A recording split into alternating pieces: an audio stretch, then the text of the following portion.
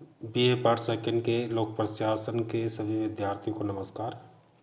आज हम विश्वविद्यालय अनुदान आयोग का संगठन एवं कार्य के बारे में जानकारी प्राप्त करेंगे। प्रस्तावना। भारत के संविधान के प्रारंभ में शिक्षा को राज्य सूची में स्थान दिया गया था, जिसे 1976 में 42वें संविधान संशोधन के माध्यम से समवर्ती सूची के अंतर्गत लिया गया है। समवर्ती सूची की 25वीं परिशिष्ट में जहाँ शिक्षा को सम्मिलित किया गया है, वहीं ये भी कहा गया है कि शिक्षा का ये कार्य संघ की प्रविष्टि 63 से 66 के प्रावधानों से मर्यादित होगी। संघ सूची की 65वीं परिशिष्ट में केंद्र सरकार के शिक्षा विषयक दायित्व का उल्लेख किया गया है, जिसमें यह कहा गया है कि शोध और अनुसंधान तथा वैज्ञानिक और तकनीकी संस्थाओं एवं उच्च शिक्षा की संस्थाओं के संबंध में समन्वय और मानकीकरण के निर्धारण का दायित्व केंद्र सरकार करेगी। इस प्रकार शिक्षा चाहे राज्य सूची का विषय रहा हो या समवर्ती सूची का विषय रहा हो, उस शिक्षा के जो मानक निर्धारण और समन्वय का जो दायित्व संविधान ने स्पष्ट और तौर पर केंद्र सरकार को सौंपा है। केंद्र सरकार का यह भी दायित्व रहा है कि उस शिक्षा के देशव्यापी शैक्षणिक स्तर में समन्वय और समानता स्थापित करने का कार्य करे। स्वतंत्रता से पूर्व भारत में कार्यरत ब्रिटिश सरकार ने भारतवर्ष के विश्वविद्यालयों में समन्वय और स्तर निर्धारण की आवश्यकता हेतु एक अखिल भारतीय संस्था की आवश्यकता अनुभव करने लगी। सर्वप्रथम 1917-18 में कलकत्ता यूनिवर्सिटी कमीशन ने भारत सरकार को यह सुझाव दिया कि विश्वविद्यालयों को वित्तीय सहायता उपलब्ध कराने हेतु एक पृथक निकाय की स्थापना होनी चाहिए।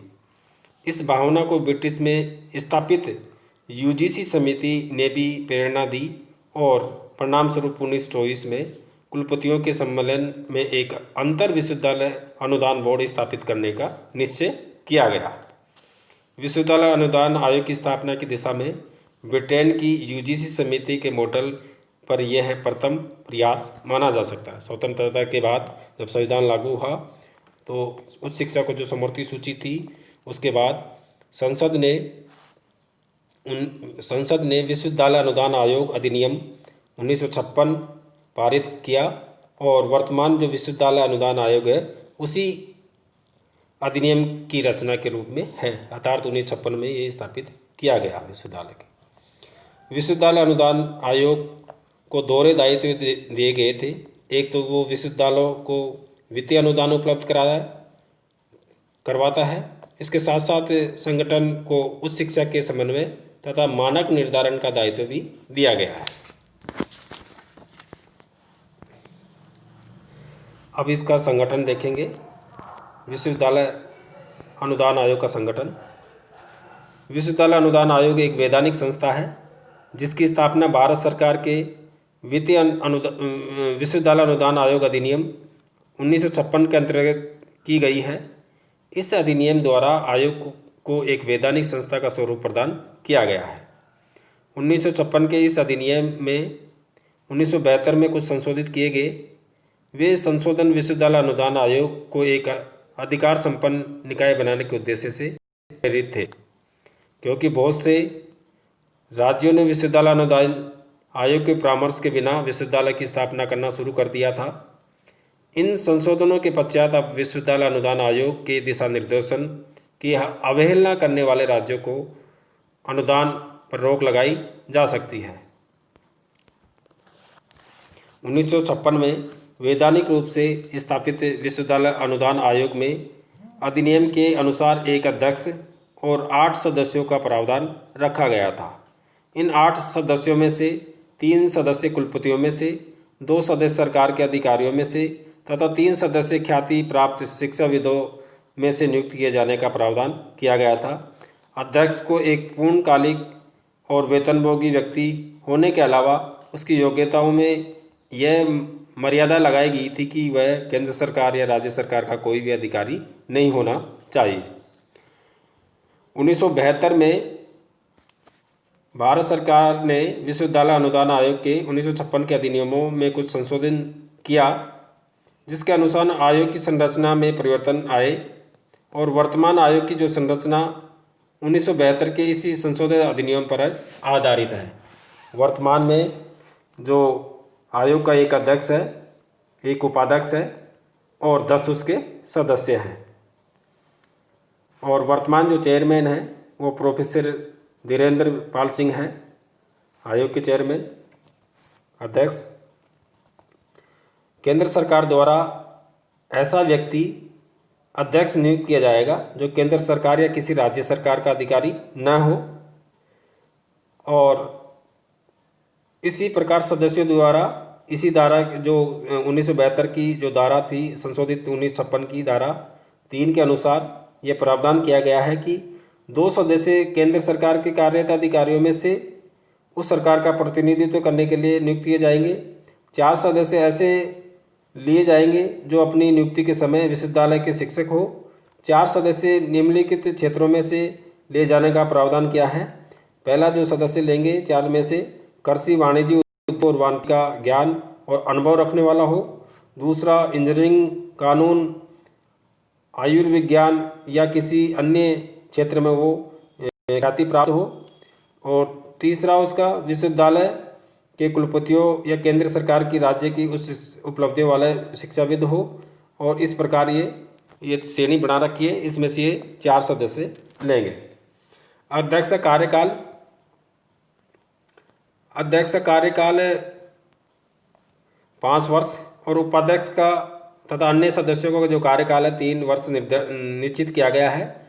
अधिनियम यह भी प्रावधान करता है कि कोई भी व्यक्ति अध्यक्ष, उपाध्यक्ष या सदस्य के रूप में 2 कार्यकाल से अधिक पदावधि तक पदधारण नहीं कर सकता। सभी नियुक्तियां अधिनियम के अनुसार केंद्र सरकार द्वारा ही की जाती है। विश्वविद्यालय अनुदान आयोग की जो नीतियां और कार्यक्रमों का निर्माण मुख्यतः अध्यक्ष, उपाध्यक्ष तथा शेष जो सदस्य हैं उनसे युक्त सामान्य निकाय द्वारा ही किया जाता है। प्रशासनिक दृष्टि से आयोग के संपूर्ण राष्ट्र में 7 क्षेत्रीय कार्यालय स्थापित किए हैं, जो हैदराबाद, पुणे, भोपाल, दिल्ली, कलकत्ता, गुवाहाटी और बेंगलोर में स्थित है।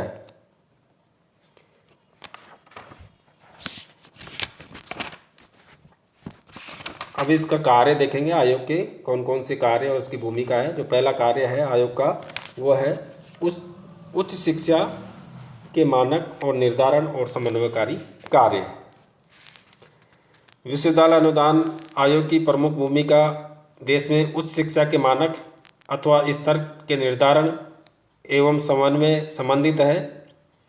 इन दायित्वों के अंतर्गत आयोग विश्वविद्यालय के पाठ्यक्रमों की संरचना हेतु सुझाव देता है और इस हेतु विशेषज्ञों का पैनल तैयार करता है और उच्चतर और विशिष्ट अध्ययन केंद्र स्थापित करता है। चयनित विभागों में विशेष सहायता कार्यक्रम चलाता है। अनुसंधान के प्रोत्साहन में सहायता देता है। परीक्षा प्रणाली में सुधार द्वारा प्रस्तावित करता है। भारतीय विशेषज्ञों से विश्वविद्यालय स्तर की पुस्तक तैयार करवाता है। कॉलेज और विश्वविद्यालय में पुस्तकालय सुविधा का विकास करता है। ये सभी कार्य आयोग इस बात को दृष्टि में रखकर करता है कि इसके माध्यम से देश की उच्च शिक्षा में अखिल भारतीय दृष्टि से समन्वय एवं मानक निर्धारण किया जावे। परीक्षा सुधार, पाठ्यक्रम समन्वय और शिक्षा प्रणाली में सुधार हेतु आयोग द्वारा अनेक प्रभावी कदम उठाए जाते हैं। दूसरा जो कार्य है विश्वविद्यालय के विकास के लिए कार्य। विश्वविद्यालय अनुदान आयोग देश में उच्च शिक्षा के लिए कार्यरत सभी विश्वविद्यालय जिनमें विज्ञान, कला, सामाजिक विज्ञान, पर्यावरणीय, इंजीनियरिंग, प्रौद्योगिकी के विकास के लिए अनुदान और सहायता देता है। आयोग का यह भी प्रयत्न रहता है कि विश्वविद्यालयों को इन क्षेत्रों में उनके द्वारा अनुभव की जाती समस्याओं के निदान में हर संभव सहायता दी जाए। देश के सभी केंद्रीय विश्वविद्यालय, राज्य विश्वविद्यालय और मान्य विश्वविद्यालय को आर्थिक सहायता प्रदान करने का कार्य विश्वविद्यालय अनुदान आयोग करता है। महाविद्यालयों के विकास के लिए कार्य। आयोग देश में उच्च शिक्षा के विकास की दिशा में कार्यरत महाविद्यालय के विकास के लिए विशेष सहायता, स्नातक स्नातकोत्तर अध्ययन के लिए विकास के लिए सहायता और ऑटोनोमस महाविद्यालयों के विकास हेतु सहायता उपलब्ध कराता है। शिक्षकों के विकास हेतु कार्य। विश्वविद्यालय अनुदान आयोग देश भर के विश्वविद्यालय तथा महाविद्यालय में पढ़ाने वाले शिक्षकों के शैक्षणिक विकास के लिए संगोष्ठी, परिचर्चा, ग्रीष्मकालीन वर्कशॉप एवं पाठ्यक्रम सम्मेलन आदि आयोजित करने के लिए अपने निर्धारित मापदंडों के अनुरूप सहायता देता है। आयोग शिक्षकों को राष्ट्रीय छात्रवृत्ति, राष्ट्रीय भाषणमाला, राष्ट्रीय सहभागिता, शैक्षणिक फेलोशिप, यात्रा अनुदान आदि भी उपलब्ध कराता है। अगला जो कार्य है विद्यार्थियों के हित में कार्य। विश्वविद्यालय अनुदान आयोग उच्च शिक्षा प्राप्त कर रहे विद्यार्थियों के लिए भी अनेक हितकारी योजना लागू करता है। उच्च शिक्षा में अध्ययनरत विद्यार्थियों के लिए शोध छात्रवृत्तियाँ, फेलोशिप आदि अध्ययन के सभी क्षेत्र या कला, विज्ञान, सामाजिक विज्ञान के लिए प्रदान करता है। आयोग विकलांग विद्यार्थियों की सुविधा के लिए भी कैंटीन निर्माण और विकास के लिए भी सहायता देता है। छात्र छात्राओं के छात्रावास के निर्माण तथा खेलकूद स्थलों के विकास हेतु आयोग पूर्णतः सहायता प्रदान करता है। विश्वविद्यालय तुल्य घोषित संस्थाओं के विकास के लिए कार्य।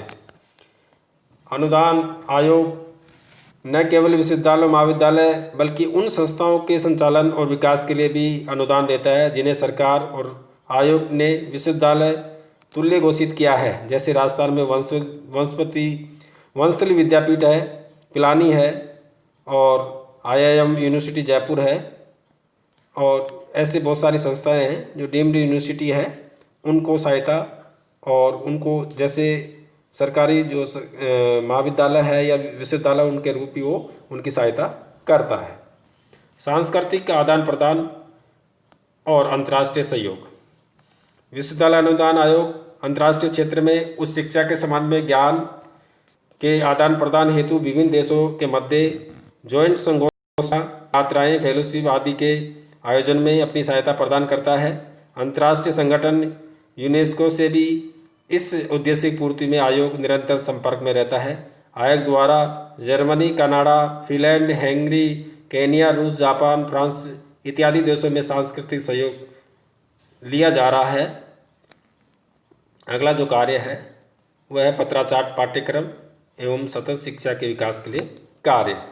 विश्वविद्यालय अनुदान आयोग देश में उन विद्यार्थियों के हित के लिए भी इग्नू के दिशा निर्देश अनुसार पत्राचार पाठ्यक्रम चलाने के लिए सहायता देता है जो विश्वविद्यालय में अपनी शिक्षा निरंतर जारी नहीं रख पाते। इसके अलावा जो सतत शिक्षा के विभिन्न जो कार्यक्रम को आयोग द्वारा उदार मन से प्रोत्साहन और सहायता प्रदान करता है।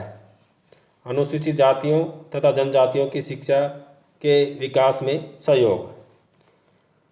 विश्वविद्यालय अनुदान आयोग देश भर में अनुसूचित जातियाँ, जनजातियाँ तथा अल्पसंख्यक वर्ग के विद्यार्थियों को शिक्षा जारी रखने के लिए विभिन्न प्रकार की सुविधा उपलब्ध कराता है। इन वर्गों के छात्र छात्राओं के लिए राजीव गांधी फेलोशिप भी दी जाती है। महिलाओं को उच्च शिक्षा हेतु प्रोत्साहन। विश्वविद्यालय अनुदान आयोग देश में महिलाओं की शिक्षा के विकास में विशेष रुचि लेता है।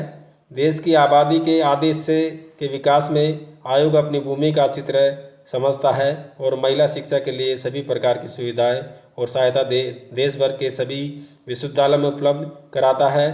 विश्वविद्यालय और महाविद्यालय में महिला छात्रावासों के निर्माण हेतु सहायता उपलब्ध कराई जाती है। नेट, JRF और राष्ट्रीय परीक्षा पात्रता परीक्षा निर्देशन और नियंत्रण का कार्य। विश्वविद्यालय तथा महाविद्यालय के विभिन्न विषयों के व्याख्याताओं की पात्रता तथा अनुसंधान कार्यों में उत्सुक अभ्यर्थी को आर्थिक सहायता प्रदान करने के लिए आयोग 1989-90 से राष्ट्रीय स्तर पर एक नेशनल जो टेस्ट है JRF परीक्षा का आयोजन करने का काम शुरू किया था और यह परीक्षा वर्ष में 2 बार जून और दिसंबर में आयोजित की जाती है और लगभग 83 विषयों में यह आयोजित की जाती है। और वर्ष 1915 से भारत सरकार के निर्देश के बाद इस परीक्षा का आयोजन central board of secondary education CBSE द्वारा किया जाता है और इस परीक्षा के पाठ्यक्रम सिलेबस निर्धारण का काम UGC करती है और जो प्रमाण पत्र है UGC के नेट का जो प्रमाण पत्र है UGC द्वारा ही जारी किया जाता है। शिक्षकों के वेतनमान और अन्य सेवा शर्तों का निर्धारण। विश्वविद्यालय अनुदान आयोग महाविद्यालय तथा विश्वविद्यालय में कार्यरत शिक्षकों के वेतनमान, पदोन्नति, सेवा शर्तें, सुविधाएं, मापदंडों का निर्धारण में आयोग अपना परामर्श केंद्र सरकार को प्रदान करता है। शिक्षकों के वेतनमान में सुधार एवं संशोधन हेतु गठित होने वाली वेतन आयोगों को प्रशासनिक सहायता विश्वविद्यालय अनुदान आयोग ही प्रदान करता है। इस प्रकार उच्च शिक्षा की गुणवत्ता और मानक तथा आचार संहिता के रूप में आयोग की भूमिका निर्विवाद रूप से सर्वोपरि रही है। फर्जी शिक्षण संस्थाओं पर नियंत्रण। देश भर में उच्च शिक्षा की सर्वसुलभता तथा जनाधिकता के कारण बेरोजगारी की संख्या भी तेजी से बढ़ रही है। परिणाम स्वरूप अनेक राज्यों में फर्जी या जालसाई शिक्षण संस्थाओं को भरमार हो गई। ऐसी विकट परिस्थितियों में बेरोजगारों को धोखाधड़ी से बचाने के लिए विश्वविद्यालय अनुदान आयोग ने इन फर्जी शिक्षण संस्थाओं के विरुद्ध कार्य की शुरुआत की। इस क्रम में आयोग ने प्रत्यक्ष से एक प्रकोष्ठ बनाया हुआ है।